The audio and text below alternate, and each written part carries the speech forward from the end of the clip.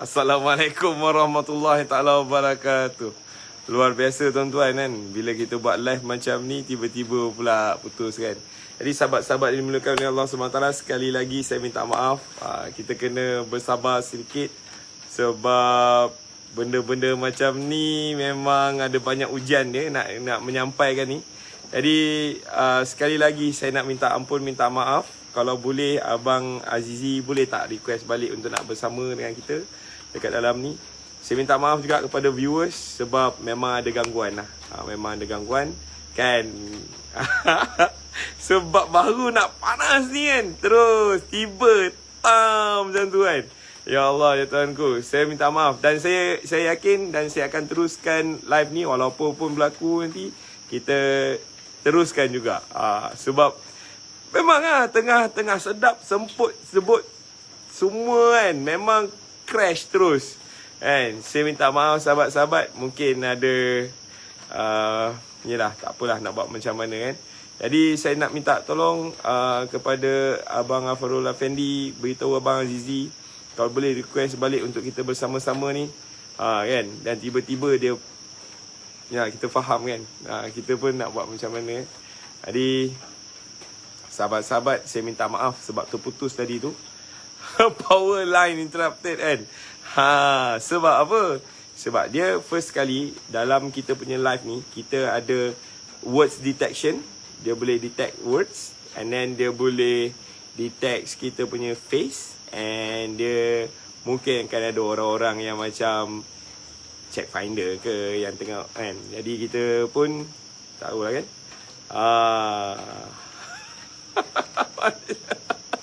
Masya Allah. So kita tunggu Abang Azizi kita. Saya tengah seronok dengar tadi apa yang Abang Azizi cakap tadi. Sebab apa yang Abang Azizi cakap tadi tu sangat betul sebenarnya. And then they are watching this with us kan. Diorang pun gelakkan kita juga. Mungkin ada yang dia kata lah, kau tak nampak lagi ke? Bahkan kita orang dah cuba, dah kot nak educate korang, nak beritahu korang that we are here. Dan melalui kita punya apa yang ada pada jaket, apa yang ada pada jaket Mark Zuckerberg pun takkan kau tak nampak lagi macam mana kan. Jadi benda-benda macam ni sebenarnya seram tau. Bila Abang Azizi sebut tadi kan, kita dengar, kita jadi macam kan. Sebab memang berlaku. Benda ni memang ada. Macam ni, panas-panas buka jaket kat belakang dah siap dah. Simbol 5 bucu bintang 5. Tu dia terbaik kan. Jadi Abang Afarul Afendi, kalau boleh tolong beritahu Abang Azizi kita tu supaya dia boleh kita ni. Tapi memang Abang Aziz masuk balik. Masya Allah. Jadi tuan-tuan, hari ni, malam ni memang kita tak ada simpan lah. Ni malam ni kalau duduk dengan Abang Aziz Chang ni, so memang kita akan buka semua ni. Dan aku tak rasa benda ni akan jadi satu, apa orang kata, satu episod punya live lah.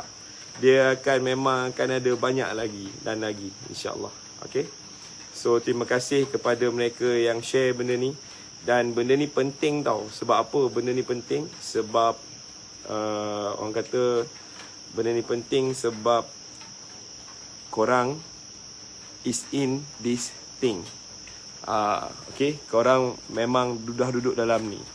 Aku harap sangat lah kan, tak ada orang yang tak ada blocking untuk Abang Azizi ni, InsyaAllah. Sebab aku tengok tadi viewers dah kat 700 viewers lah kan. Pang hilang. Allahu Akbar. Okay, kita bagi jalan untuk Abang Azizi masuk. And then kita tengok guest request. Jadi sahabat-sahabat dimulakan oleh Allah SWT, lagi dan lagi lah.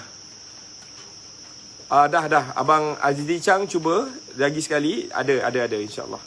Saya memang saya dah activatekan untuk abang boleh masuk. Jadi saya dah butang request live. Saya dah buka dah. Saya dah buka dah. Okey, tak ada masalah. Kalau tak boleh masuk tu memang saya frust lah kan. Masya-Allah, Allahu Akbar. Bang Zizi, kalau boleh tolong request Bang Zizi macam mana? Saya dah buka dah saya punya ni. Request ni. Oh, okay. Alright, saya approve balik. Baik, dia makan masa sikit.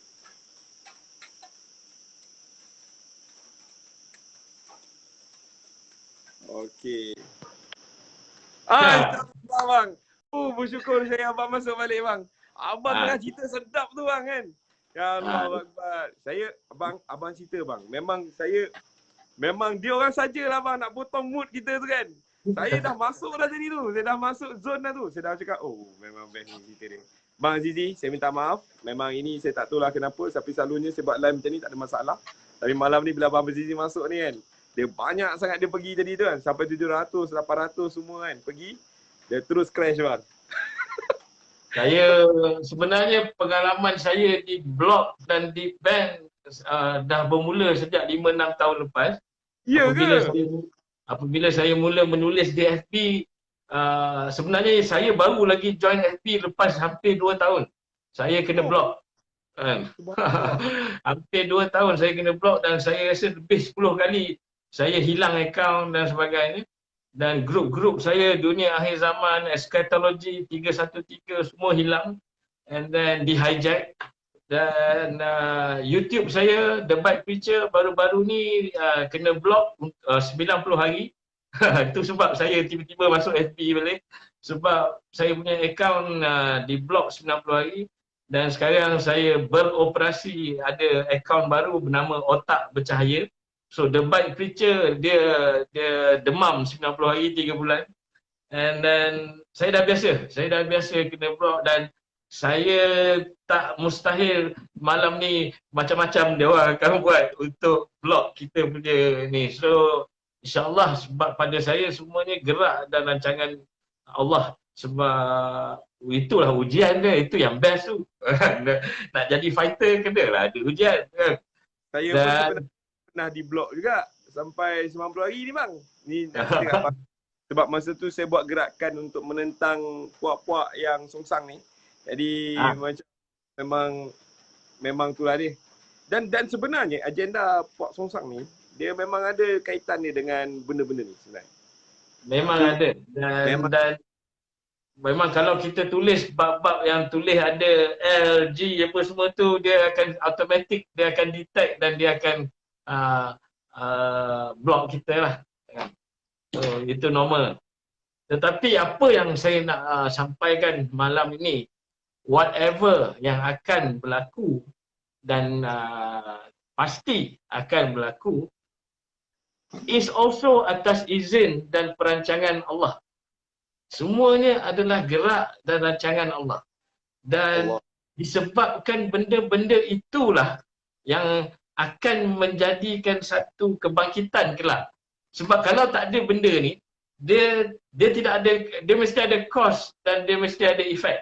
Dia mesti ada benda yang pemangkin untuk sesuatu. Dia mesti ada catalyst bang, dia kena ada catalyst. Dia kena ada catalyst, pemangkin. So whatever they are trying to do, Allah juga merancang. Jadi wujudnya manusia-manusia, contohnya mungkin seperti kita ni, adalah juga rancangan Allah. Kan? Sebab dia bagi orang-orang, ini kucing saya ni duk sibuk kacau saya ni. Kan? Majlis. Terpusing sampai ke dapur dah. Masya-Allah bang. Tak apa, Allah hantar. Jadi pada saya whatever yang kita akan hadapi adalah salah satu perjalanan yang we have to go. Dan benda-benda ni memang telah di dalam rancangan Allah. Tapi ada orang yang kata tak payah buat apa-apa, Dajjal akan datang, nanti tunggu Imam Mahdi apa semua. Tapi mereka lupa bahawa benda-benda ni berlaku di dalam satu musibah yang besar. Ada peluang untuk menjadi mukmin ataupun orang Islam yang berjuang untuk agama. Sebenarnya ia memberi kita peluang. Dia bagi kita peluang. Why don't you take that peluang? Dan orang-orang yang mengambil peluang ini adalah sebenarnya mungkin bekas-bekas Thailand, mungkin bekas-bekas fighter, mungkin orang-orang yang bukan. Kalau kita tengok dalam sejarah Islam, Umar Al-Khattab adalah orang yang dah nak pergi bunuh Nabi. Tapi Betul? dialah yang membesarkan empire Islam, dia jugalah yang mengumpul musyaf Al-Quran. Benar. Khalid Al-Walid, Salahuddin Al-Ayyubi, banyak sejarah-sejarah yang fighter-fighter ni, dia dulu bukan orang yang okey-okey. Dia memang mungkin mulut laser, dia mungkin orang yang panah baran, dia mungkin orang ni. Tapi bila Allah tukar dia, dia membawa perjuangan dia tu dan sikap dia tu mungkin vokal, mungkin lantang, mungkin tegas. Tetapi di dalam arah Islamik, dia memperjuangkan agama dia. So, jangan terkejut kalau di akhir zaman nanti kebanyakan fighter-fighter ataupun mungkin orang-orang yang ikut Imam Mahdi ni mungkin yang bukan muka-muka noob ataupun mat-mat skima kan, sebab dia orang ni dia mungkin bercakap depan rak kitab atau pakai jubah Mekah apa semua, tapi bila time betul-betul nak turun padang, saya rasa dia orang ni yang lari dulu. Betul tak bang? Betul. Dia akan jatuh kepada orang-orang ajam, dia akan jatuh usaha ni pada orang-orang yang memang tak takut mati lah, pendek cerita kan. Fikir panjang tak panjang fikir lah kan. Sebab kalau fikir panjang ni tak jadi apa bang. Kan? Betul. Fikir, analyze, lama-lama jadi paralyzed. Memang tak jadi apa lah kan. Macam And I perangai second you brother, dekat tempat yang mana the best opportunity untuk kita betul-betul do something. Yang orang kata kalau kau hari ni kau nak berjihad, this is the right time, this is the right moment untuk kau membuktikan apa yang di mulut itu, apa yang di hati kau kononnya itu, selari dengan apa yang di mulut dan selari dengan perbuatan kita. Itu yang paling penting sekali. Betul. Sebab semua orang boleh jadi keyboard warrior. Semua orang boleh menulis macam-macam. Tapi adakah kau berani nak bercakap? Adakah kau berani nak menentang? Saya bukan apa, demi Allah, saya sampai tahap yang mungkin saya makin hilang wahan dulu. Mungkin saya makin hilang sayang dunia, takut mati sebab at the end of the day, kita nak mati macam mana? Saya lebih rela mati menegakkan agama. Saya lebih rela mati memperjuangkan agama daripada memperjuangkan benda-benda yang pasal parti ke, pasal bola sepak ke, pasal gangsterism ke, pasal ranting mana ke. Saya rasa benda-benda tu, if I want to die, I want to die for the religion. So saya percaya sangat-sangat dengan ayat-ayat Quran dan hadis-hadis. Kalau kita bantu agama Allah, Allah akan bantu kita. Dan kenapa saya gunakan juga macam 313. Saya punya channel, saya selalu menggunakan perkataan 313. Satu ialah tentera Badar yang kecil yang boleh mengalahkan 1000 tentera kafir. Dan also 313 adalah surah Ali Imran ayat 13, di mana surah tu menyatakan Allah bagi pertolongan pada orang-orang yang berjuang atas jalan Allah, dan at the same time untuk orang melihat benda ni menggunakan mata hati. This is the thing yang orang banyak tak nampak, which is, dan susah kita nak explain, because melihat sesuatu secara figuratif ataupun bukan literal, dia melihat sesuatu rencana ataupun peristiwa yang kita boleh rungkai benda tu and connect the dots. Ke mana pergi benda-benda ni? Ia memerlukan hadis, ia memerlukan Quran, dia memerlukan pemahaman di dalam geopolitik dan pemahaman kepada apa yang sedang berlaku sekarang ni. So, benda ni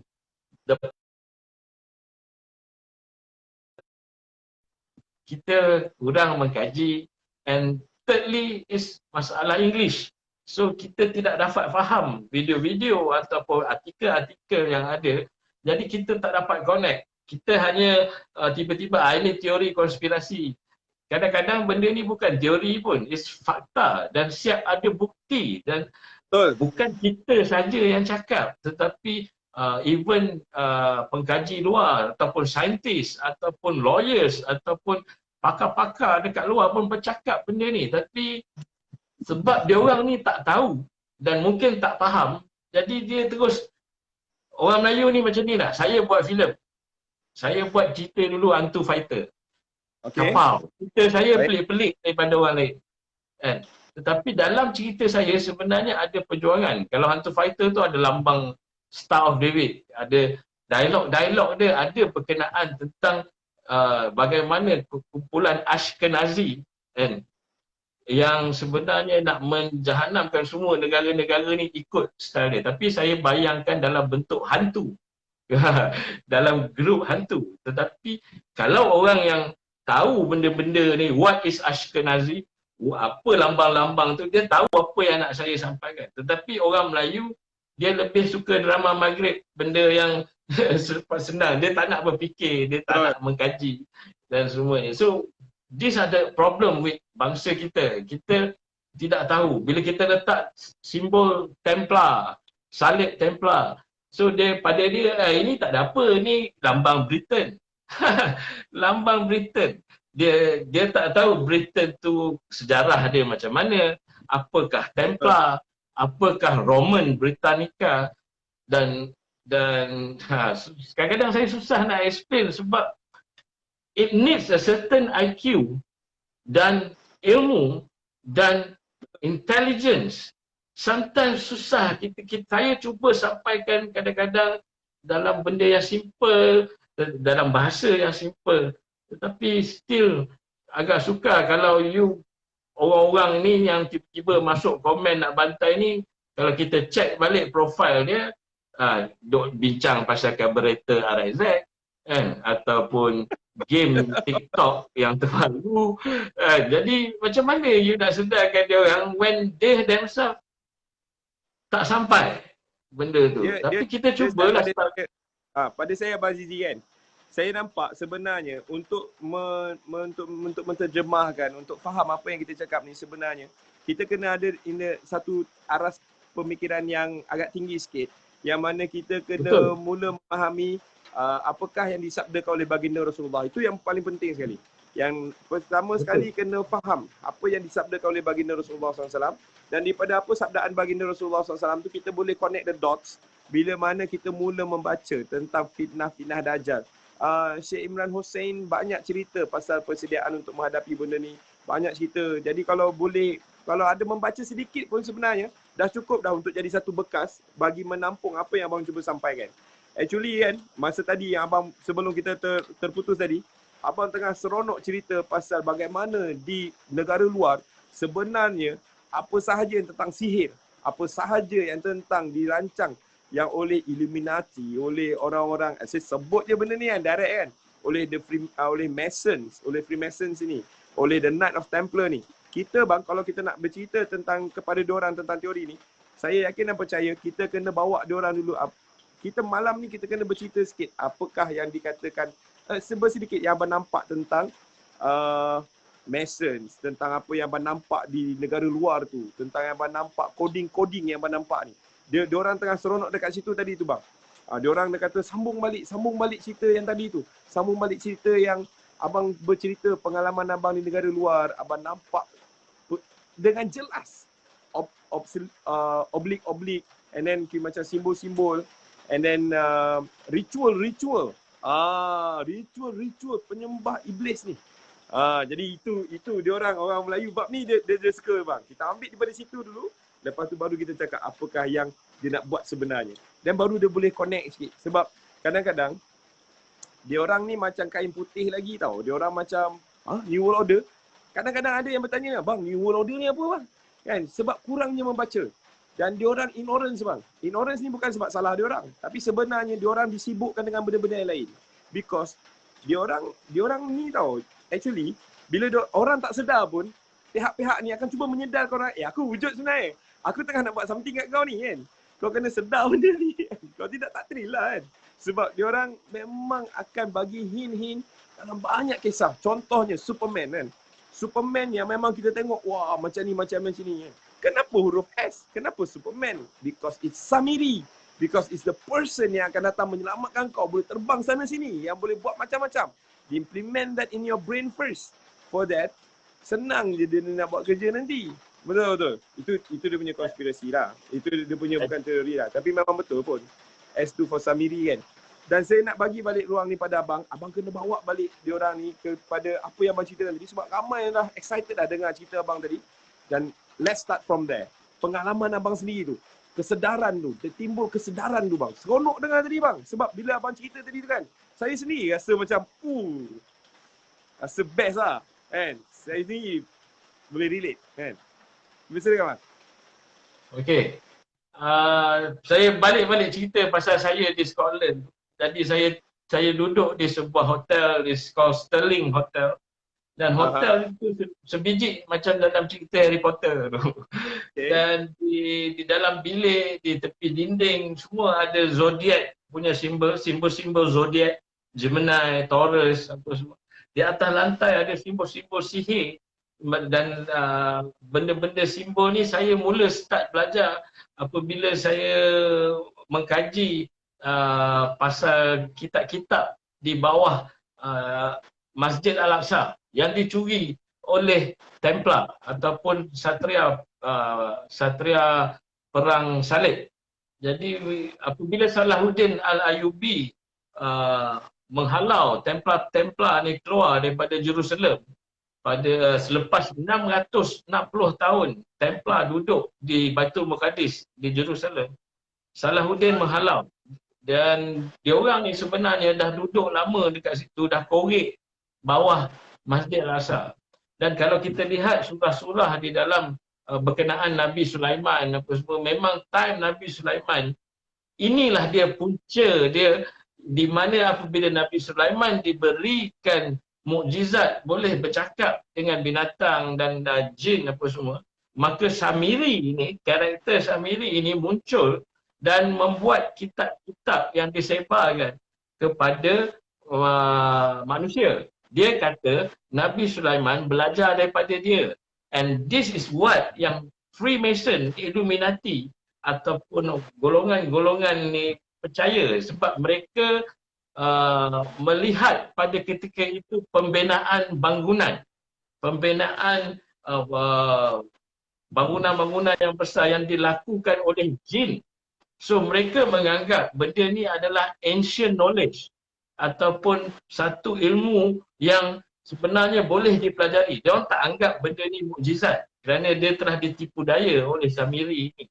Dan kitab-kitab ini dinamakan Goetia, Gnostik dan macam-macam. Kemudiannya diambil oleh Nabi Sulaiman, diletakkan di dalam sebuah peti dan ditanam di bawah Masjid Al-Aqsa. So Templar ini yang datang daripada Scotland, France, Jerman, Bavaria, yang datang daripada UK, England, dia orang bawa balik kitab-kitab ni ke Scotland dan dia orang kaji. Jadi kitab-kitab ini adalah sebenarnya kitab sihir. Dan kalau masa saya di Scotland, pengaruh sihir di dalam masyarakat Mat Saleh, di dalam masyarakat Scotland, di dalam masyarakat England, sebenarnya yang paling kuat sekali orang yang layan sihir adalah orang putih. Kan? Kalau you pergi UK, you pergi Scotland, apa semua, memang benda-benda ni adalah benda-benda yang dipraktikkan. That's why dia orang ni juga adalah orang yang paling suka kepada tiang obelisk ataupun yang kita panggil jamrah. Kan? Sebenarnya Allah dah bagi kita hint waktu kita mengerjakan haji. Salah satu yang kita kena buat adalah melontar jamrah. Jamrah ula, jamrah wusta, jamratul aqabah. Ada 3 tiang. Dan tiang-tiang ini adalah berkaitan dengan kisah Nabi Ibrahim. Apabila Nabi Ibrahim diganggu oleh syaitan dan jin, maka Jibril datang dan memberitahu baling dengan batu tiang-tiang ni. Kalau anda lihat tiang-tiang ini berbentuk obelisk, dia tiang tinggi, ada piramid dekat atas. Dan tiang-tiang ini sebenarnya adalah jamrah yang sebenarnya jamrah asal yang terletak di Mekah yang kemudian telah dicabut dan ditutup dengan dinding oleh keluarga Saud. Kan? So benda ini orang-orang Mak Saleh ni yang paling suka, orang-orang UK, orang-orang apa, France, Jerman, dan juga ia adalah lambang kepada sistem. Saya malas nak sebut nama sistem ni, semua orang tahu. Dia adalah negara-negara yang mengamalkan sistem ni mesti ada tiang. Dan tiang ini dah tak ada lagi ketika mengerjakan haji, kerana tiang ini telah ditutup oleh keluarga Saud dengan dinding, dengan alasan apabila orang baling tiang ni takut kena sebelah sana. Sebenarnya mereka mereka nak menyorokkan tiang ini, sebab tiang ini yang berada di depan Vatican, tiang ini yang berada di depan Washington, di depan White House, inilah tiang obelisk, tiang penyembahan setan.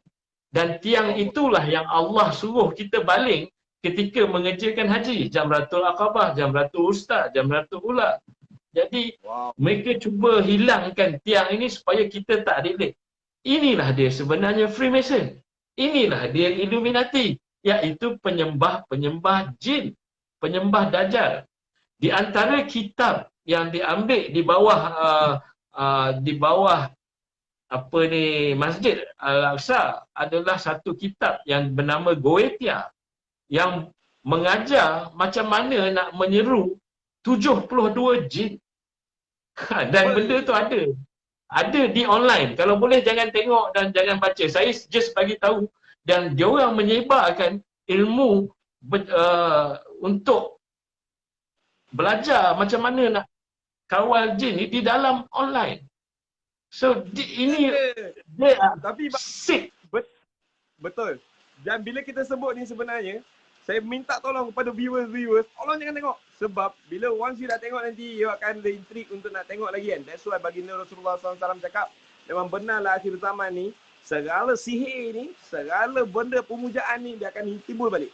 Because dia dah jadi satu benda yang sangat mudah untuk diakses. Dan mereka akan merekrut orang seramai-ramainya. Sebab apa? Sebab dengan apa yang ada pada dia orang ni, memang dunia ni, wah, dia buka dia punya semua kan. Memang boleh dapat apa yang kita nak. Tapi ikut cara dia orang kan. Dan apa yang orang tidak tahu ialah dia sampai satu tahap sihir ini telah digabungkan dengan sains yang dipanggil alchemy. Alchemy, chemistry.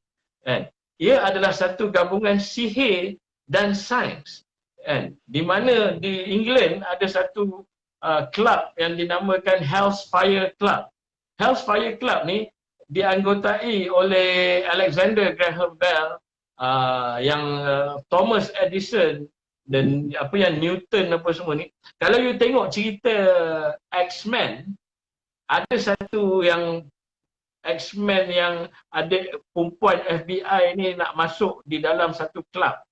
Dalam kelab tu ada satu karakter nama Azazel yang warna merah, dan ada satu general perang tengah discuss dengan mamat yang berlakon jadi Footloose tu. Kan? Kalau siapa perasan, nama kelab itu adalah Hellfire Club. Dan you boleh Google Hellfire Club, is a real thing. Dia adalah persatuan saintis. So saintis-saintis ini sebenarnya menjalankan ritual di dalam organisasi Hellfire Club yang juga di bawah Illuminati Freemason untuk mendapat teknologi, untuk mendapat ilmu daripada jin, daripada Dajjal. Dajjal, orang ingat belum ada. Dajjal dah lama ada. Dajjal dah diceritakan. Dia tak keluar je lagi. Dia kata it's not for the time for me to come out yet kan. Dia relax dulu kan. Dalam hadis Tamim Al-Dari dah berjumpa dah Dajjal. Dan tapi ramai orang. Masya Allah. Bang, bila saya cakap pasal Tamim Habib Dari, berapa ramai orang Melayu cakap cerita tu mengarut. Come on man, benda tu sahih kot. Ijma' ulama' dah bersepakat mengatakan dia banyak satu benda berlaku. Aduh, kacau orang kita ni bang. Susah nak nerima kebenaran. Satu benda yang orang tak perasan adalah hin-hin dalam hadis tu sendiri. Satu ialah di manakah pulau yang berkabus? Dan kedua, apabila Tamim Abdari berjumpa Jasasah, satu makhluk yang berbulu, yang bawa pergi jumpa Dajjal di sebuah biara. So what is biara? Biara is chapel ataupun maybe a old church, kan? Yes. Dan di sebuah pulau yang berkabus. Dan kalau baca balik hadis tu, dia Tamim Adari masa tu adalah seorang Kristian, dia belum masuk Islam. Bersama 30 orang Kristian. Dia orang nak pergi mana? Banyak orang terus tunjuk ke bawah, pulau Sri Lanka lah, Skorotia lah. Now, look at Arab punya map. Kalau di atas, dia akan lalu Selat Gibraltar, dia akan lalu Spain, dia akan naik atas Spain is France, dan kemudian ke UK. Dalam masa 30 hari berlayar, sampai ke sebuah pulau yang berkabus, yang ada biara. What if I say, Pulau Dajjal is Britain? Britain. Berkabus Apa? Yang hanya ada Beatles, Mini Cooper dan Spice Girls sahaja. Tapi mereka lah yang tiba-tiba ada Industrial Revolution. Mereka yang menawan 167 negara dalam dunia. Mereka yang menebarkan sistem diamond crazy dan juga bank sistem yang mempunyai riba. Dan mereka jugalah yang mengkontrol semua negara-negara Islam yang dijajah, yang diletakkan lambang bintang dan matahari, bulan, bintang dan bulan, yang sebenarnya lambang Freemason. Sun God, Moon God, Astara, Esther. Kan? So, banyak fitnah yang telah berlaku disebabkan oleh kumpulan ini yang datangnya daripada England, daripada ni. Dan ramai juga orang tidak tahu siapakah mereka ini yang duduk dekat situ. Keturunan apa. Kan? Banyak orang tidak tahu Roman Empire asalnya daripada Bavaria, Holy Roman Empire. Dan kemudian menjadi Roman Empire apabila dia bergabung dengan kerajaan Egypt, Firaun di zaman Cleopatra. Masa inilah zaman keturunan ini masuk menjadi Roman Britannica. Mereka, orang-orang Britain ni sebenarnya adalah keturunan Firaun. Mereka adalah keturunan Roman Firaun. That's why dia punya pakaian, dia punya tongkat, dia punya lambang-lambang gelang, rantai dia sama macam keturunan Firaun punya ni. Yang pakai rantai chain of command yang mengkastakan manusia dengan knighthood dan apa semua tu is daripada zaman Firaun. So, bila kita tidak faham asas-asas ini, maka kita tidak tahu diorang ni lah sebenarnya mastermind dalam the whole thing yang berlaku, iaitu macam mana Palestin dibuka, siapa yang buat World War I, World War II, kan? Mereka inilah mastermind di sebalik pembukaan Amerika dan pembunuhan berjuta orang Indian, tapi tak dipanggil Holocaust pula, kan? Mereka yang hantar George Washington, mereka yang buat benda-benda ni, dan mereka juga adalah orang yang sponsor Hitler. These people are actually Zionists. Mereka lah Ashkenazi, Bani Khazar yang keluar daripada pegunungan Kaukus. Jadi yang keluar daripada Armenia, Azerbaijan tu, the Kaukus tu, itulah yang dipanggil Caucasian. Mak Saleh, orang putih. Caucasian. Caucasian ni ada yang pergi ke bawah menjadi kononnya Bani Khazar. Dia mengaku dia Yahudi. Dia sebenarnya Yahudi yang dia rasa dia Yahudi. Dia adalah Zionis. Yang pergi ke sebelah kiri, terus masuk ke Turki menjadi Bani Saljuk. Dan kemudian menjadi Scandinavian ataupun Vikings ataupun Mak Saleh yang ada sekarang ni. Inilah dia dua bangsa yang keluar daripada Caucasus Mountain tu. Dan mereka ni lah orang-orang yang berada di England yang sebenarnya adalah Zionis. Dia orang ni lah the real Zionist yang sebenarnya. Dan mereka ni berkait dengan Royal German, Royal Europe, apa semua. These are the Illuminati. Freemason ni yang tukang buat kerja. The Illuminati is the royals, is the keturunan darah Bani Khazar yang sebenarnya memerintah negara-negara di dalam dunia. Kan? Tapi itulah. Saya kena duduk rapat sikit sebab kat sini hujan bang. Oh, Yalah. jadi dekat sini Allah turunkan rahmat banyak sangat ni. Abang terus je bercakap bang. Dan betul apa yang abang cerita tu. Dan kita sekarang ni pukul 10.30 kita stop lah insyaAllah lah kan. Sebab kalau lama sangat nanti orang cakap, oi panjangnya live kau kan. Saya yakin dan percaya kita akan ada siri yang kedua ni bang. Sebab kita tak masuk pun lagi apa yang KJ cakap bang. Apa yang KJ cakap baru-baru ni kan. Ini gila bang. Ini bukan kita ni. Kita yang sekarang ni kita baru kopek muka surat depan ni. Kan KJ ni kita ni dah nak skor dah ni. Tengah duduk depan pintu gol lah nak skor lah. Jadi kita belum masuk ke situ pun lagi bang.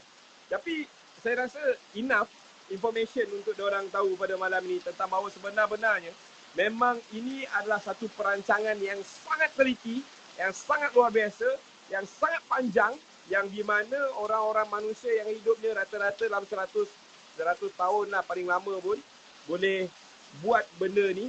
Tetapi the real mastermind behind it is Iblis dan juga Dajjal Lanatullah, yang memang Allah bagi dia nyawa dia panjang. Jadi ini saya harap sekarang ni viewers dah boleh nampak. Tetapi sekarang ni ceritanya bang, is no longer a theory. It is actually going to be implemented as soon as possible, and by hook or by crook, they have to be preparing us for the great Messiah to come. Masya Allah. Siapa dia yang nak datang ni? The false God. The false God, Dajjal Lanatullah ni. Jadi tuan-tuan yang dimulakan oleh Allah SWT, Abang Azizi, saya harap pada untuk sesi round kedua ni, kita boleh berbincang tentang bagaimana, apakah yang disebut sebagai New World Order, dan juga apa yang abang tuliskan dalam abang punya artikel yang saya katakan boleh dikatakan viral lah. Memang masuk dalam grup WhatsApp. Saya hari ni terima abang punya penulisan ni. 2-3 kali saya terima ni orang hantar baca ni mal kan. Jadi memang luar biasa kan. Abang punya capaian tu jauh dia pergi. Sebab abang punya capaian, abang punya artikel tu abang cakap, abang relatekan dengan apa New World Order dan apakah yang disebut oleh KJ tu. Tam. Kalau 10 tu 10 ada dalam tu kan. Masya Allah. Jadi saya harap abang boleh dengar ni, dan round kedua ni lagi berbagi setengah jam ni. Mungkin kita boleh tengoklah macam mana kalau ramai orang yang nak share ni, ramai orang nak tengok. Kalau ada respon-respon kata teruskan ke kan, kita teruskan lah kan. Tapi apa ceritanya pun, kita kena ambil peluang ni, kita tak boleh bertangguh bang sebenarnya. Sebab selagi kita bertangguh, kita tak sampaikan seramai yang boleh orang, kita akan jahanam. Tu yang saya nak cakap malam ni. Betul. Saya nak beritahu, memang jahanam kita ni bang. Memang akan jahanam. Memang jahanam. Memang kita dah akan jadi babi-babi yang akan disembelih nanti. Sebab apa? Selain daripada orang Yahudi, selain daripada Zionis ni, selain daripada itu, semuanya ada anak-anak babi bagi mereka. Saya kena guna perkataan ni. Sebab mereka memang kata, this is all goyim, anak babi. Dan anak babi-babi ni semua perlu dihapuskan, perlu disembelih dan dibunuh. Halal untuk dibunuh, halal untuk dirogol, halal untuk dibakar. Memang macam tu dia orang punya indoktrinasi dia orang ni. Daripada satu orang yang tak pernah bersyukur dengan apa yang Allah bagi dekat dia, yang asyik kerja dia komplain, konon nak pergi the promised land, sudah hanya jahanam dekat tengah jalan, dan hari ni dia nak menjahanamkan kita.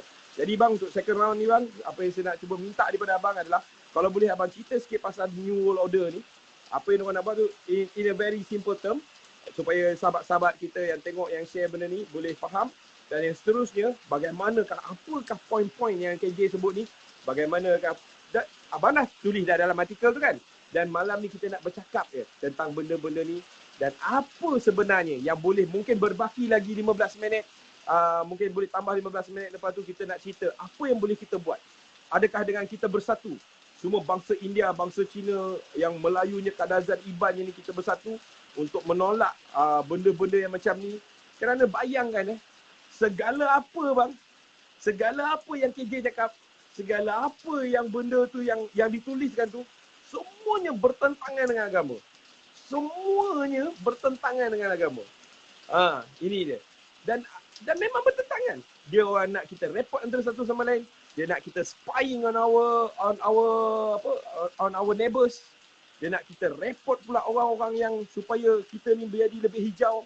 Kan? Tak jadi orange, tak jadi merah. Masya-Allah. Jadi bang, over to you. InsyaAllah. Kita nak dengar Abang Zizi yang cakap malam ni. Okey. Benda pasal New World Order ni, kalau orang yang kaki filem lah, dia dah pernah tengok Hunger Games, dia dah pernah tengok In Time, dia dah pernah tengok cerita Avengers pasal Thanos. Betul.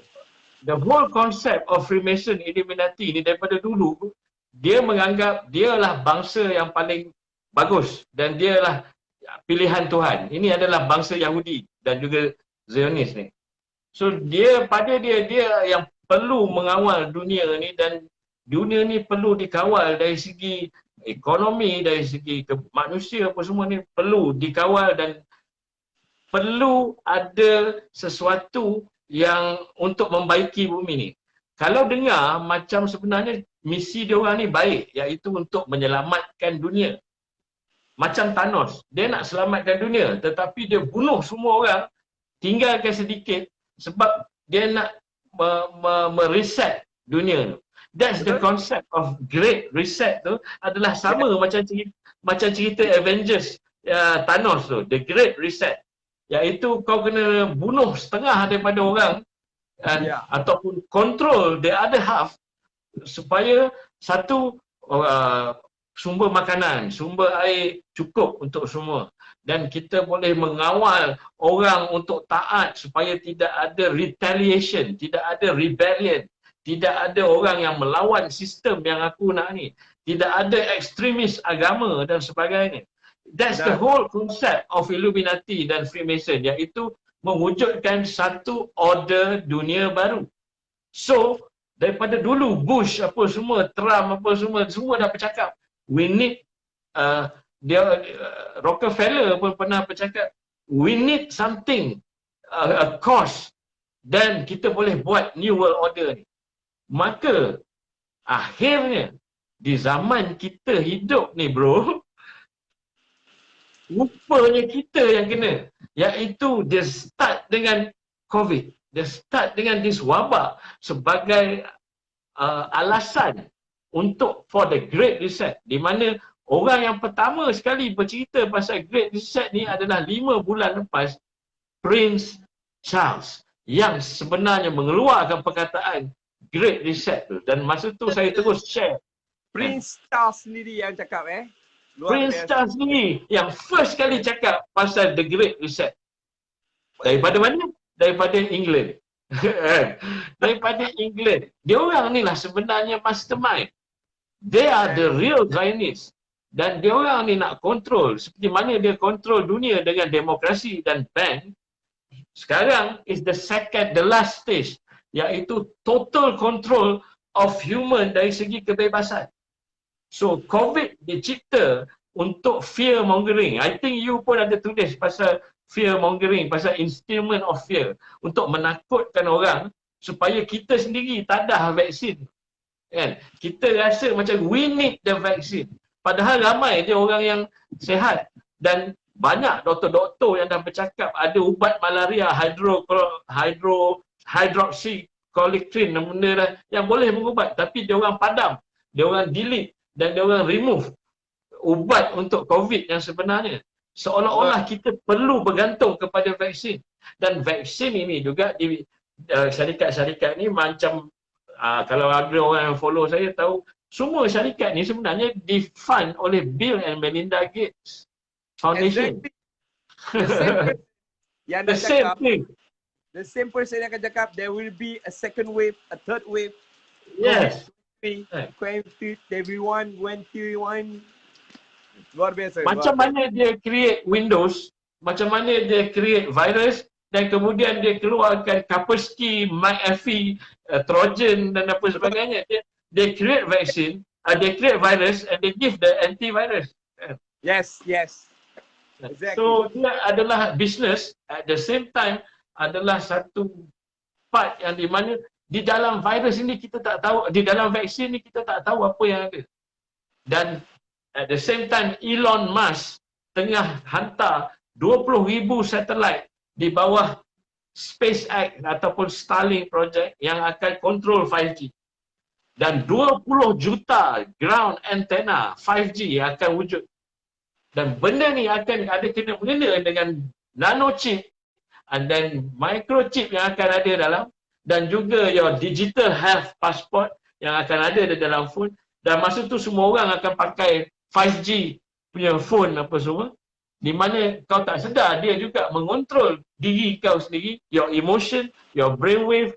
Kita ada wave, kita hidup di dalam frekuensi, ada gamma, ada delta wave. Dan benda-benda ini yang boleh mempengaruhi kita punya emosi, yang boleh mempengaruhi kita punya brain wave, yang membuatkan tiba-tiba sekarang ramai bunuh diri, yang tiba-tiba nanti tiba-tiba dah sembah batu ke apa semua. Kita akan jadi bodoh, kita akan jadi dikontrol sebiji macam dalam cerita-cerita filem yang kita tengok, kena letak chip, lepas tu otak kena kontrol apa semua, kena cabut chip baru boleh bebas. Macam mana cerita Matrix. Why this kind of movies ada wujud? Sebab sebenarnya benda ni dah lama dia orang tahu. Dan ada pengkarya-pengkarya filem yang sebenarnya cuba nak sampaikan, at the same time also nak memberitahu subliminal messages bahawa this thing will happen. Tapi sebabkan terlalu fantasi, orang ingat benda tu macam mengarut lah. Tapi sebenarnya konsep dia ialah mengontrol manusia. Bro, subliminal message is so true. Saya budak advertising bang. Saya budak advertising dan saya belajar tentang subliminal message. Kita orang memang diajar macam mana nak ubah mindset orang. Macam mana nak ubah pemikiran orang. Macam mana daripada orang tak nak beli sampai kita orang boleh bawa orang tu beli. Kita memang belajar pasal subliminal message. It's so powerful. And look at us now. We are being subliminally, we are being programmed untuk menerima segala program pun. Hari ni bang, kalau kita buat live ni pun kan, apa ramai kutu haprak yang duduk dalam ni yang cuba untuk menghancurkan apa yang kita cakap ni. Because why? The comfort zone is so comfortable. And nak keluar daripada benda ni, it takes a lot of mujahadah, brother. You will lose everything that you ever collected before. You will lose everything. You will be called senile. Kau akan dipanggil sebagai seorang nyanyuk, gila dan gila isim. Dan benda Saya ni, dah banyak dah orang panggil saya gila. betul. Dan And then orang panggil kita gila. You know, kita kata paranoid. Dia orang akan label kita sebagai paranoid. But the truth is, brother, we are not. Kita totally insane. Kita totally understand. And because we see, and we become so risau. Ayat dia bukan saya nak kata takut tau. Kita rasa risau. Kita risau yang amat sangat terhadap apa yang bakal berlaku kepada sepupu kita, kepada makcik-makcik kita, kepada adik-beradik kita, kepada anak-anak kita. Ui, luar biasa tuan-tuan. Luar biasa. but the problem is Akmal. Okay, look at the way we communicate right now. It shows our own education and our own experience in life. The problem is yang banyak mengomen apa semua tu, what kind of IQ and mentality, bukan nak merendahkan, tetapi this is the truth is, even kadang-kadang agamawan, maybe dia sibuk dengan kitab sahaja, dia tak Betul. tahu apa yang sedang berlaku. They don't know what is happening. Exactly. Ini yang I second you, brother, on that. I second you on that because it's like they are living in the past. They are not living in the present moment. They are not living here as we are in right now. And they somehow, I minta maaf nak guna perkataan ni, they are a bit ignorant lah dengan apa yang berlaku sebenarnya. they are very ignorant. Ada yang kadang-kadang dia kata macam, oh, tak ada pun sebut microchip dalam hadis dalam Quran. Tak ada pun sebut simbol-simbol ni dalam hadis dalam Quran. Aku pun tak tahu nak cakap apa, because this is the kind of mentality yang menyebabkan kau yang akan ikut Dajjal, because mentality macam tu lah. Sebab Betul, kau bang. rasa Dan saya sebenarnya bang, saya tak terkejut apa sebab saya pernah came across satu statement yang menyatakan sebaik saja Dajjal keluar 70,000 ulama akan follow dia bang. Akan follow Dajjal ni. Jadi saya memang tak terkejut bang sebab dia memang macam tu lah. Memang dia telah berjaya, dia macam ada tapi dia nampak tak ada. Dia macam, dia betul-betul berlakukan, dia betul-betul buat kerja the hidden hand ni. Dia betul-betul buat kerja, orang kata, orang tak nampak dia buat kerja tapi kerja dia tu jalan. Memang powerful dia tu. Memang saya salute lah tengok dia punya gerak kerja kan. Dahsyat. Dia orang ni semua, dia menggunakan Hollywood. Dia orang ni adalah orang-orang saintis, teknologi, technopreneur. Dia orang ni juga lawyers, magistrate and then macam-macam. Okay, saya nak bagi tahu satu konsep. Dan kalau orang yang mendengar dan menonton sekarang ni, kalau boleh tengok cerita ni, tajuk dia Wag the Dog. W-A-G The Dog. Dia lakonan Robert De Niro pada awal 90-an. Cerita filem ni adalah pasal seorang media strategis, Robert De Niro ni, yang diupah oleh kerajaan Amerika untuk create Middle East War supaya dia orang saya pernah tengok cerita ni. Wag the Dog saya pernah tengok. Iaitu meng-create visual dan news reporting yang seolah-olah dekat sana tu tengah perang. Dan benda ni sebenarnya adalah untuk elect presiden masa tu dalam cerita ni. Dia sebenarnya tunjuk macam mana Hollywood bergabung dengan kerajaan Amerika untuk create visuals. So this is what happening dalam COVID yang ramai orang tak tahu.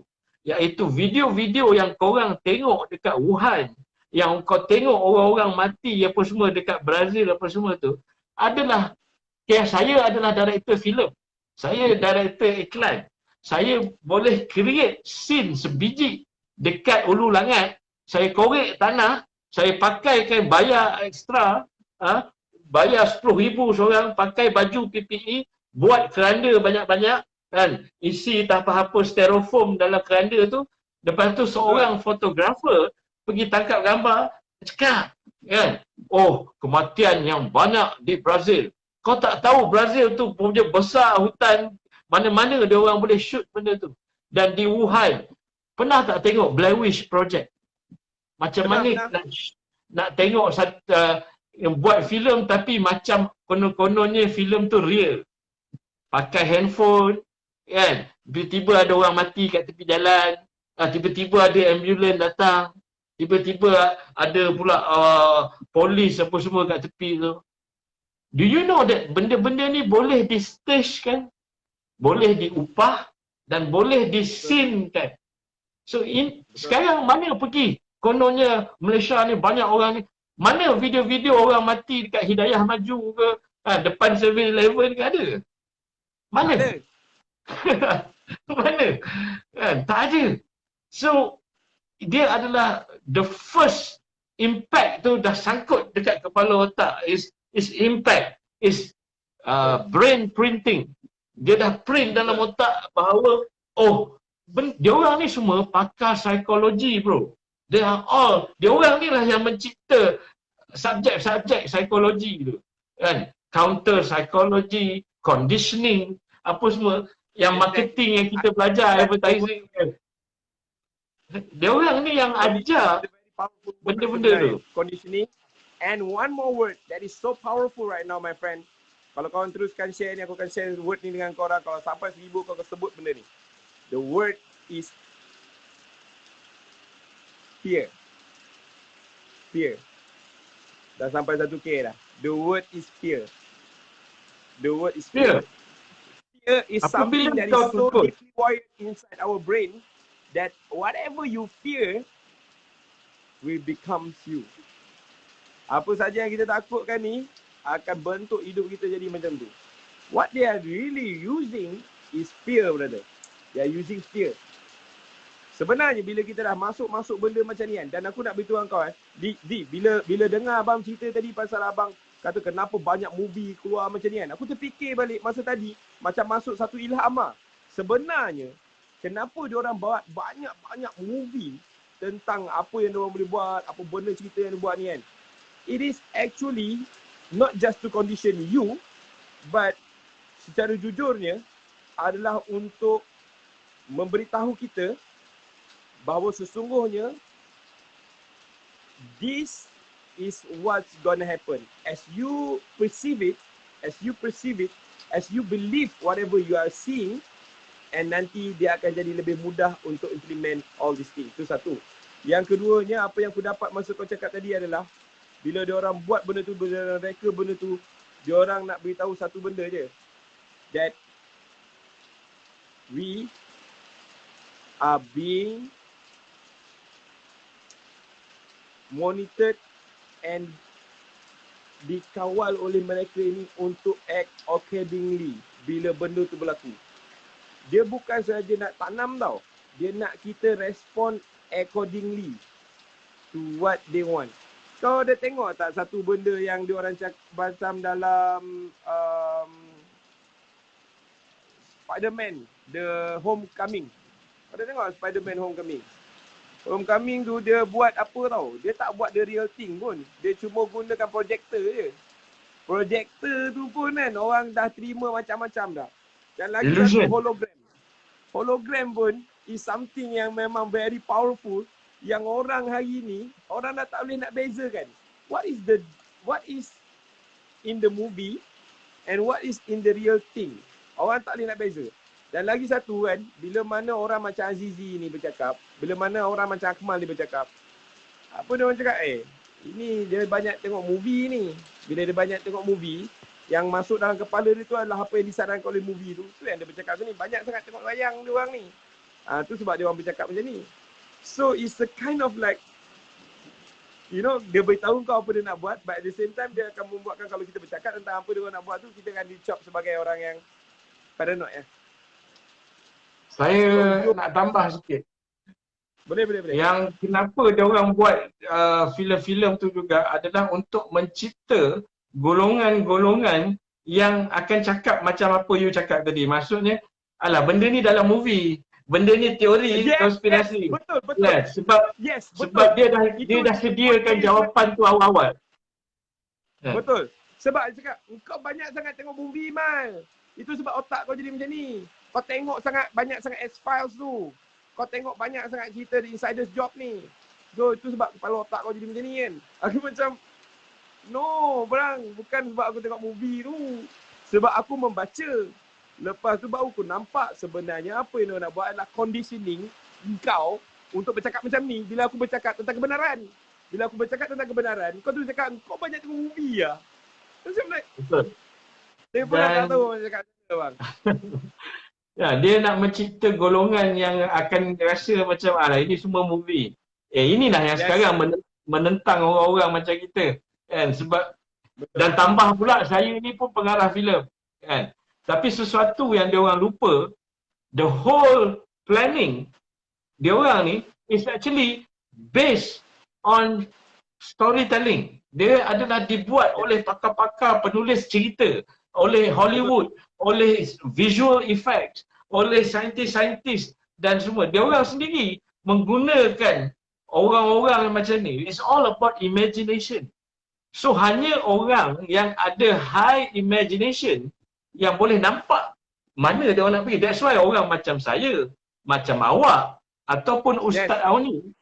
Kenapa Ustaz Auni boleh hungkai benda-benda ni? Sebab dia pun kaki movie juga. Sebab hanya orang-orang yang mempunyai high imagination yang boleh nampak where the storyline goes. Sebab orang-orang normal, dia takkan nampak. Betul, saya setuju sangat.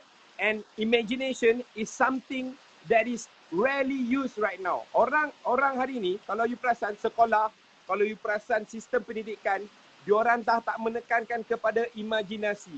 The power of imagination is no longer in education. You know why? Because they don't want you to imagine. They don't want you to imagine. They just want you to see whatever they are trying to show you.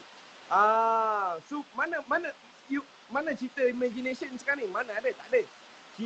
sekarang ni, even dekat sekolah, kalau saya tengok silibus-silibus sekolah, jarang sangat dia ajar budak-budak untuk berimajinasi. Sebab apa tau? Sebenarnya yang akan membentuk kecerdasan otak kita ni dan pengalaman dan diri kita ni adalah pengalaman dan imajinasi. Saya dah disebut benda ni dalam live saya semalam. Jadi benda ni, imajinasi ni is something that orang Islam hari ni dah tak ada. Diorang dah tak boleh nak bayangkan. Sebab they no longer khusyuk. Diorang dah tak boleh nak bayangkan api. Diorang tak boleh nak bayangkan neraka. Diorang tak boleh nak bayangkan kehancuran. Why? Because diorang dah tak jarang sangat berimajinasi. Tapi kalau apa imajinasi yang diorang cuba nak buat? Let me tell you what they are trying for you to imagine. Dia akan masukkan pornografi. Ini memang something yang memang what they are trying to install, sebab memang dia nak rosakkan keturunan kita, memang dia nak rosakkan anak kita. Dan imajinasi tentang perkara-perkara yang baik, imajinasi tentang perkara is something that is like not there.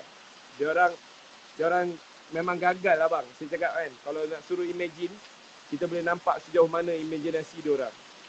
I don't know about you, but that's my opinion lah. Saya nampak dalam pendidikan, saya nampak dalam pelajaran, saya nampak dalam anak-anak hari ni. Saya kata kan, bayangkan anak panah tu kena pada sasaran. Bayangkan.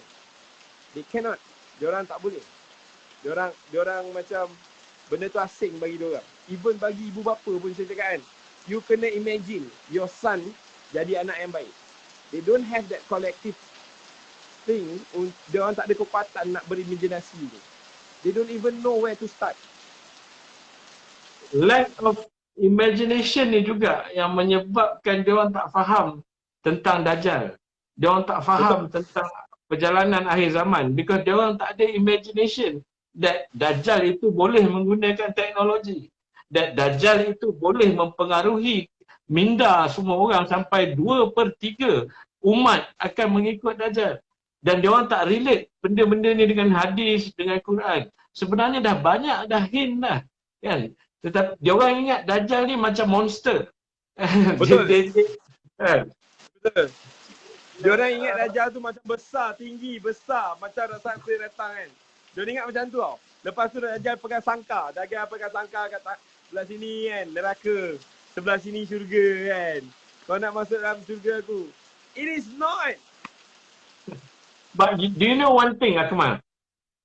Sebenarnya, the whole thing ni adalah sebenarnya Allah nak uji siapa? Allah nak uji manusia. Dajjal sendiri tahu kerja dia, apa dia nak buat. Dajjal tahu bila dia nak keluar. He knows what he will do. Dan dia adalah dah diprogram untuk buat kerja dia. Sebegitu juga dengan syaitan, dengan jin apa semua.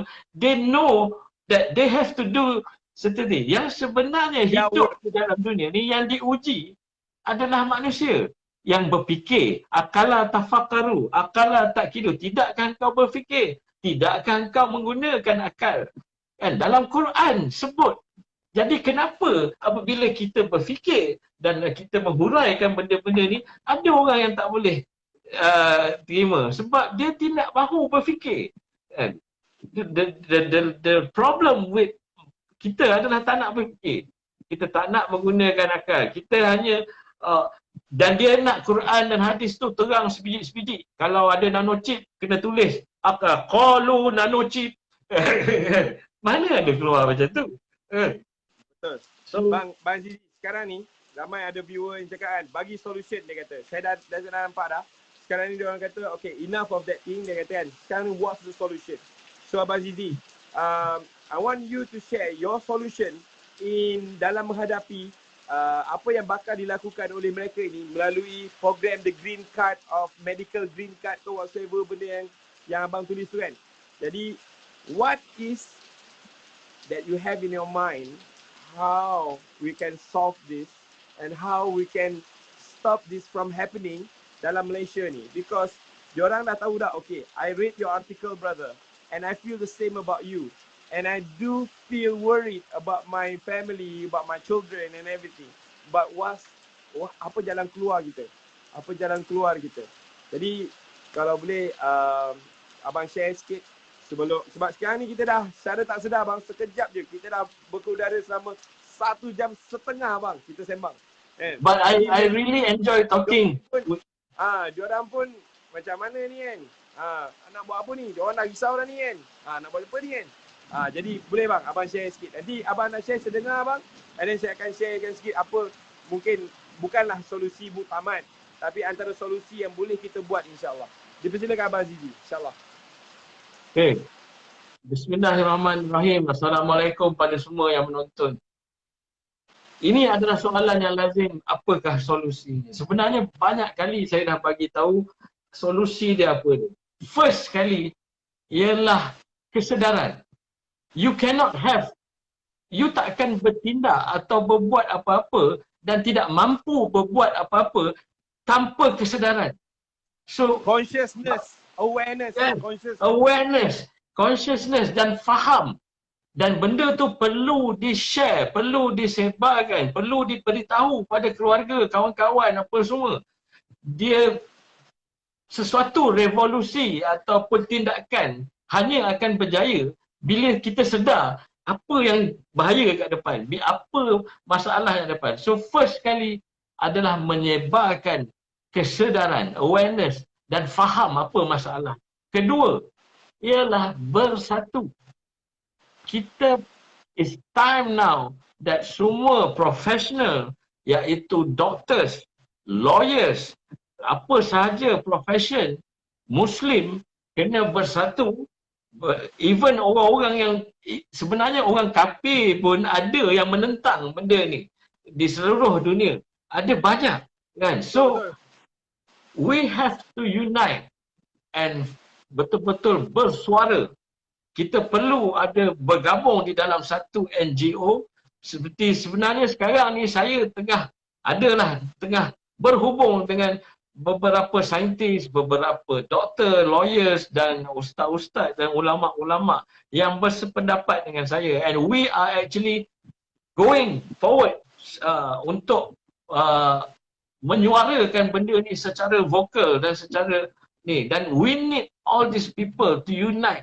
We need Akmal, we need all these professionals apa semua yang tahu benda-benda ni to unite and fight. Bukanlah maksudnya fight kita nak berperang apa. We have to stop this. We have to bagi tahu kenapa benda ni tak perlu, kenapa nak buat benda-benda mengarut-garut apa semua ni. We have to have facts. That's why we need scientists. Kita kena bersatu. Kalau tak bersatu, fight, macam saya selama ni fight solo. Memang masak lah saya. Kan? Kalau Akmal pun fight solo, masak kat dia. So we have to unite. Kan? The last choice yang disebut di dalam Ashabul Kahfi, wish kalau boleh kita tak payah macam tu. We have to run. That's the last choice. Dah disebut dah pun. Di mana 7 pengawal raja dari Celsius yang suruh orang apa semua sembah dia jadi Tuhan. So 7 pengawal ini, the 7 sleepers Ashabul Kahfi, lari. Dan sebenarnya sampai satu tahap we have to run away off grid. That's why program macam Akmal buat, memanah apa kuda, survival apa semua ni is part of what we have to learn. Kita kena ada go back kit, kita kena ada survival punya pengetahuan. There will come a time yang mungkin kita terpaksa lari ke banjaran-banjaran ataupun terpaksa lari keluar daripada negara ni, pergi Mekah ke Madinah ke. That we have to find a way, sebab dia akan dalam masa beberapa tahun lagi dia akan menuju satu ke tahap mulkan Jabariyah yang kerajaan zalim yang akan dahsyat sekali. Ini dah disebut di dalam hadis, ini dah disebut. So benda ni akan berlaku. It's actually a test untuk apakah kau nak bertindak. Kau nak apa planning kau, apa usaha kau untuk sedarkan manusia. Saya akan mati. Mungkin tak sampai pun zaman Imam Mahdi atau mungkin ni. Tetapi saya mati dengan usaha saya cuba menyedarkan orang.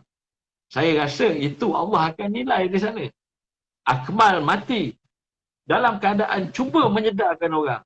So these are the test untuk diri kita sendiri. Adakah kita nak jadi bodoh ataupun kita nak berfikir dan cuba menyedarkan orang, menyatukan umat dan bangkit bercakap. There will be a time in life that we have to stand. Bak kata lagu Manowar, stand and fight. Ya, saya I share the same view as you are, dan sebenarnya tujuan saya buat Ladang Alam Mursan ni adalah untuk mempersiapkan kita dalam menghadapi akhir ni lah. Dan kita tak boleh nak beritahu orang one go satu malam kita buka cerita terus dia terbuka kepala dia, bukan macam tu. Saya dah buat benda ni 10 tahun bang. 10 tahun saya cuba tarik dia orang, saya cakap main datang ladang. Kita tengok macam mana orang Islam yang kaya macam mana. Orang Islam yang kaya dia ada ladang. Sebab apa ladang? You tak payah nak depend on other system untuk you sustain yourself. And then lepas tu kenapa kita nak belajar memanah, belajar berkuda? Because Allah dah perintah dalam Quran ayat 60, kau kena ada kekuatan untuk menghadapi musuh-musuh Allah ni. Dan bila kau belajar memanah, berkuda, Allah akan campakkan kegerunan dalam diri diorang. Tapi hari ni kenapa orang tak gerun dengan orang Islam? Sebab orang Islam tinggalkan sunnah, memanah dan berkuda. Jadi dekat situ kita jadi tak kuat. Mental kita tak kuat, fizikal kita tak kuat, kita sluggish, kita lambat, kita boyak, kita gemuk, kita tak fit, kan? Jadi otak kita pun basau, otak kita tak mampu nak bercambah, sel-sel otak kita tak berhubung. Sebab apa? Sebab bila memanah, dia akan mengajar imaginasi, the power of imagination. Bila memanah, dia akan mengajar kita self-control. Memanah akan mengajar kita untuk macam mana kita nak coordinate badan kita. Dengan otak ni, dengan mulut ni, dengan badan kita ni, nak kena cepat, nak kena selari, nak kena tangkas, nak kena cepat. Dan kuda ni sebenarnya adalah untuk menawan ketakutan dalam diri kita. Boleh kita kawal diri kita, kita akan jadi berani insyaAllah. Jadi ini sebenarnya yang saya buat 10 tahun ni kan. Saya tengok kan, saya cakap macam mana aku nak keluarkan bangsa aku daripada ketiduran lah. Kealpaan, Kejumudan. ketidaksedaran ni kan. Jadi saya kena dudukkan dia orang atas kuda. Lepas tu saya suruh kuda tu bergerak, berjalan, baru dia sedar. Baru dia macam kan. Bila dia jatuh, bila dia feel the pain, bila there is a pain in there, baru dia orang sesedar. Sebab sekarang ni, kenapa kita ramai tak belajar memanah kuda? Because they feel it's so uncomfortable to do that. Dia orang selesa tau bro. Dan orang yang selesa ni, orang inilah pertama akan kena sembelih nanti. Sebab apa? Sebab pernah ada satu ketika orang Islam ni, dia kata kan, aku nak bunuh kau lah. Dia kata kan, kau tunggu sini kejap. Aku nak balik rumah sekejap, nak ambil pedang aku. Kau tunggu sini, dia kata kan. Orang Islam tu tunggu kat situ. Orang tu balik rumah, bawa pedang. Ada lagi kat sini. Pancung tiga-tiga tu kat situ. Jadi, benda ni sebenarnya, apa yang akan berlaku, semua benda yang berlaku sejarah dulu tu, dia akan berulang sekarang. Dia akan berlaku sekarang. Dan baginda Rasulullah SAW cakap, kan, pernah tak kau tengok makanan melawan bila kau nak makan dia? Tak pernah kan? Dia cakap, macam itulah kita ni orang Islam akan jadi. Kita takkan melawan pun. Apa orang buat kat kita, kita tak melawan. Sebab kita dah tak ada langsung kekuatan nak melawan. Jadi hari ni sebenarnya, dengan keimanan dan ketauhidan yang begitu rapuh, kan, sebenarnya perlu ada satu gerakan untuk mengembalikan kekuatan iman dan tauhid kita. Yakin kita kepada Allah. Ni saya walaupun klise bunyi dia bang kan. Tapi apa cakap Abang Zizi, memang betul-betul kita kena kembali meletakkan yakin, sebenar-benar yakin kepada Allah SWT. Lepas tu kita kena start amal balik apa yang perintah Allah dalam Quran. Kan? Perintah Allah dalam Quran, kau belajar mana? Kau belajar berkuda insya-Allah. Dan Nabi Muhammad SAW dah cakap apa? Nabi Muhammad SAW cakap, dia kata akhir zaman nanti kau takkan dapat nak lawan ni. Sebab dia akan datang ni macam ombak besar yang akan datang. Apa yang boleh kita buat? Macam saya setuju apa Abang Zizi cakap. Kita kena asingkan diri kita. Balik ke kampung-kampung. Kan? Balik ke kampung-kampung. Jangan duduk di bandar. Sebab benda yang akan berlaku dulu dekat bandar-bandar besar ni. Kan? 5G ke, apa benda ke, dakwah dia macam mana ke, bandar besar. Kau akan berlaku famine, berlaku kebuluran semua dekat bandar besar. And then lepas tu, Nabi kata kalau dia orang dah sampai ke kampung pula, dia dah sampai di tempat rumah kau, dia sampai ke kampung, dia nak mencari kau sampai ke depan rumah kau untuk vaksin. Ni ambil kad ni. Kan? Kan? Kita kena lari. Jawapan dia kena lari. Lari ke mana soalannya? Lari ke mana? Baik tuan-tuan. Saya rasa Bang Zizi, abang apa pun dah minta wrap up lah dia kata kan. Cukup lah tu kan. Nanti pecah kepala dia orang. Jadi kita ni okey kalau saya duduk dengan abang ni sampai 3 pagi, sampai 8 pagi. Besok pun saya Saya okey bang, kan? Sebab saya kita enjoy. Saya enjoy perbualan ni. ya, Dan saya bang. dapat jumpa orang yang satu kepala. Ya, bang lagi satu bang, lagi best bang kan. Apa yang lagi enjoy bang? Kita duduk jumpa bang kan. Lepas tu kita buat live berdua.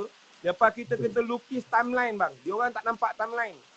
Bila dia orang tak nampak timeline, dia orang tak faham flow dia. Bila tak faham flow, dia orang ingat jauh lagi ya. Kan? 10 tahun macam ni lah. 10 tahun macam ni Saya buat ladang 10 tahun, 10 tahun macam ni hilang macam tu. Pam, hilang. Kan? 10 tahun, 20, 30 sekejap 20, 30 dia punya bajet Dajjal is already there my friend. And we are already in their grasp. Diorang dah dapat lah. Yes.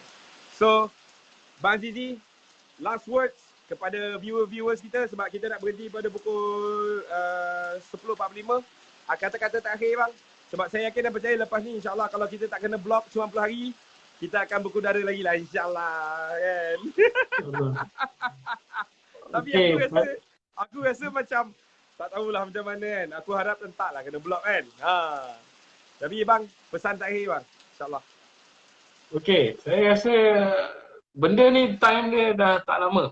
Dan kalau nak kata tahun depan sebulan 2 je lagi. So akan berlaku all this digital health passport dan all this new world order sekarang is already set dan akan dijalankan. Dan benda-benda ni akan menuju kepada satu retaliation yang besar. Dia macam saya katalah, dia orang buat tetapi inilah puncanya di mana kebangkitan tu akan kalau you tengok balik, because of this, benda ni akan ada satu efek yang akan membuatkan orang bangkit. So, are you ready for kebangkitan itu? Apakah yang kita nak semaitkan? And untuk orang-orang yang masih tak faham benda-benda ni, satu saya nak ingatkan. It is time untuk taubat. It is time untuk jaga solat 5 waktu. Dan faham bacaan apa dalam Quran, dalam solat. Dan Al-Kahfi. Di hujung Al-Kahfi. Kan? Rabbana atina min ladunka rahmatan wa hayyi lana min amrina rasyada.